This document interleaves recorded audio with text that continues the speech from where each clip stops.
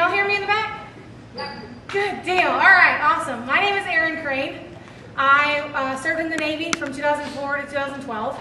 Active duty, all the way. Woo-hoo! I was a military police officer, and in Navy terms, it's called Master at Arms. So I'm a master at a bunch of different weapons, okay? Okay, thank you for that. I really appreciate your participation in our patriotism. I'd like to introduce our historian for the evening. Now, Jessica, also affectionately known as Raz.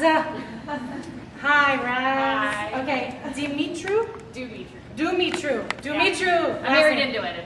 It's totally not really what she looks like at all, right? So, I'm going to read specifically what her accolades are because it's a lot. She has a master's in international affairs from New York University and a bachelor's in European history and international politics. She now is the current owner. Oh, that's an honor. All right, so there's a law degree from Texas A&M.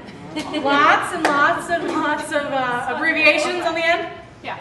She's the owner of Art Creations. Creations. That is right here down the street by Hamilton Place. Yeah. That's new. Well, no, I'm new to it. You're new my to it. father owns it. It's a family business. Got it. All right. So, okay, this is not my first time on the rodeo, huh? And she is going to tell us a brief history about her passion, and that's military, politics, policies, international affairs. I mean, this is her thing. This is her wheelhouse. This is what she loves. We're going to give her the floor to kind of give us a scope as to why we're talking about this today, and then we'll introduce our storytellers after that, okay? Thank you. Hi, everybody.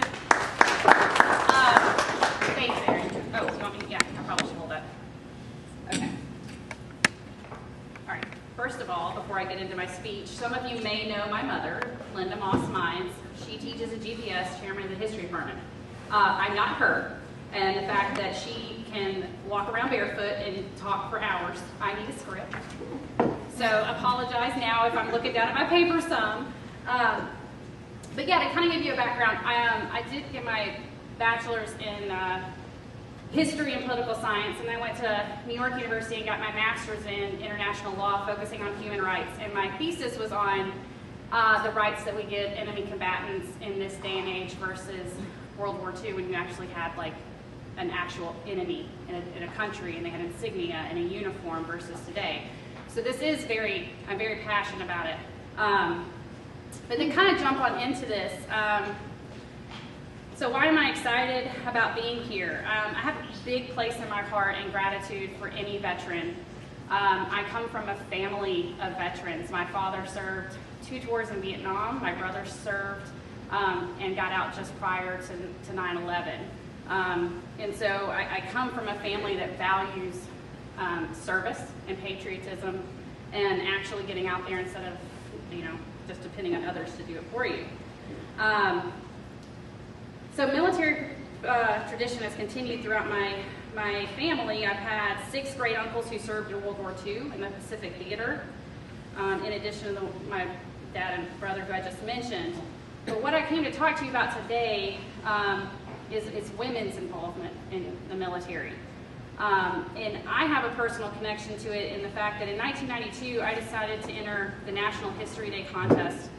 And when I was thinking about a research topic, I kept coming back to World War II, and I went to the library and I was searching, and I found all the books in the world about male veterans, but I couldn't find anything about female veterans. And so I called up Luther Massengill. Maybe some of y'all remember him.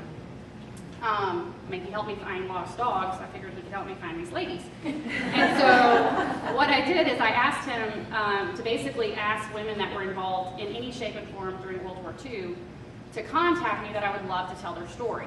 Well, fast forward about 10 days and I had people coming out of the woodwork. And so I literally got these groups of ladies together and we formed meetings, and they met once a month long after I quit my project. But we wrote their stories down because at this point nobody had written down anything about the WACs or the waves or the WAFs. I don't know WACs. I don't know how to say it, but waves. And so I knew that it's an important story to tell, because without the women's role, it just wouldn't happen. So we started writing their stories down, and then we had women like Jenny Powers, who served with the Red Cross during the Battle of the Bulge, and she was literally dropped behind enemy lines. We have Elizabeth Lee, who accompanied General Eisenhower and Army forces into Berlin and was charged with processing many of the documents that exposed the extent of the Nazi final solution plans.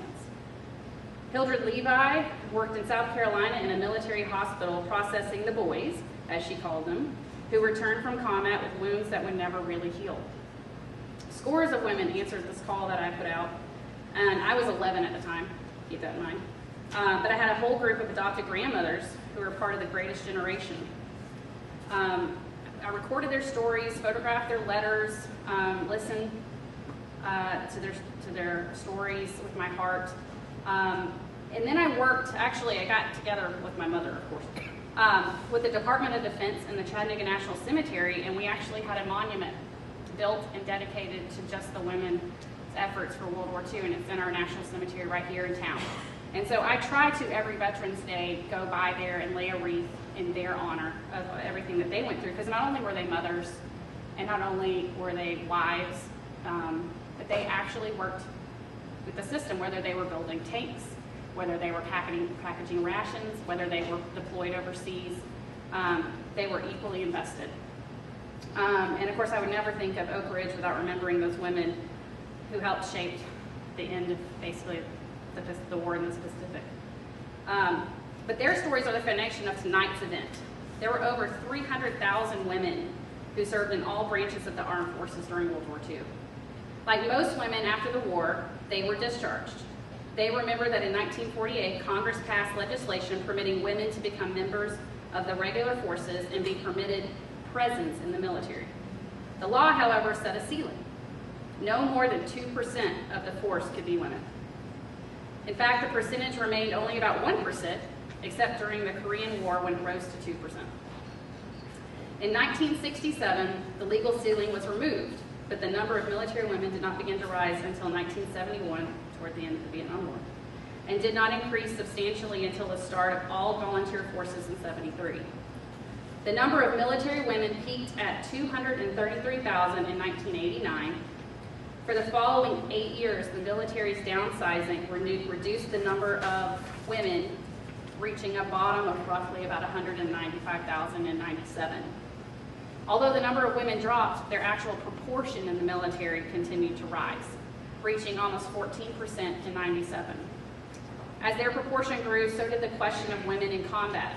That question invoked quite a heated debate. Can women handle the same stress as men? If women are expected to be mothers, do you want them out on the combat lines? Very heated question. Many U.S. military leaders reminded us that as a practical matter, women had been in combat since September 11, 2001, regardless of their job title. At least 88 women in the U.S. military have died since then, many in Iraq and Afghanistan, where traditional front lines often don't even exist. Military policies are changing to hopefully catch up with that reality. In addition to the first two women to complete the Army's Ranger training last year, the Navy has announced that SEAL teams will open their ranks to women who can pass the SEAL training. Our veteran stories, too, have changed since I first met my group of ladies. But sit back and listen to these veterans as they tell their own stories, because they, too, will become part of our nation's history.